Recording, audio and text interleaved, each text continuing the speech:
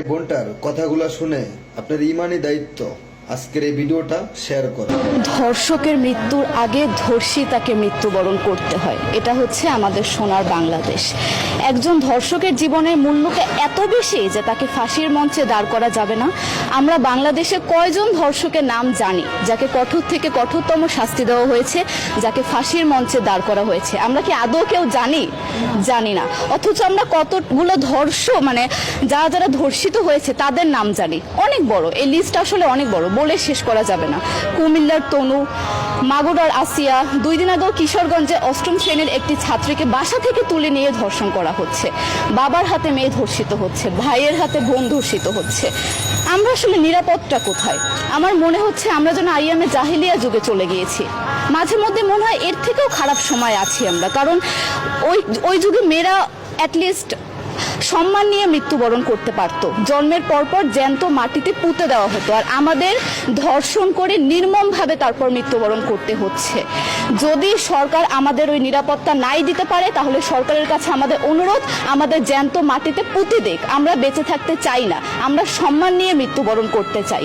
আমরা এই দেশে থাকতে চাই না যে এই দেশে আমাদের কোনো নিরাপত্তা নেই, যে এই দেশে রাস্তা দিয়ে হাঁটলে আমাদের মধ্যে একটা আতঙ্ক কাজ করে, কখন কি না কি হয়ে যায়।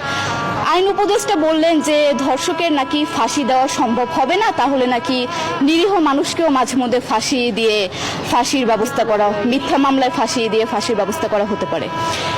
আইন উপদেষ্টার কাছে আমার প্রশ্ন, আল্লাহ না করুক আজকে যদি আপনার কাছের কেউ, আপনার বোন অথবা আপনার স্ত্রী অথবা আপনার মেয়ের সাথে যদি এরকম কোনো কিছু হতো, আপনি কি আসলে এটা বলতে পারতেন যে না, ধর্ষককে ফাঁসি দেওয়া যাবে না?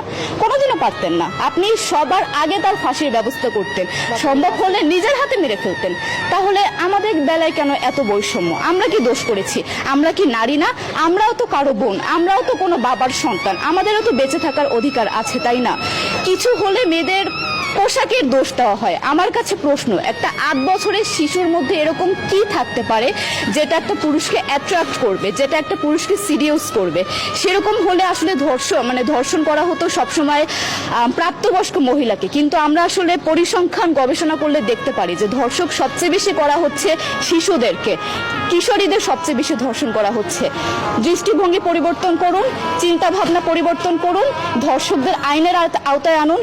যদি আইন উপদেষ্টা অথবা প্রশাসন যদি ধর্ষকদের শাস্তির ব্যবস্থা না করতে পারে, আমাদের হাতে তুলে দেন, আমরা নিজেদের হাতে শাস্তি দিয়ে দিতে পারবো। এই সাহস আমাদের মধ্যে আছে।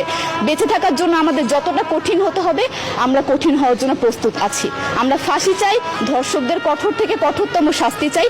যতদিন না পর্যন্ত ফাঁসি দেওয়া হবে, যতদিন না পর্যন্ত ধর্ষকদের শাস্তির ব্যবস্থা করা হবে, আমরা আমাদের আন্দোলন অব্যাহত রাখবো।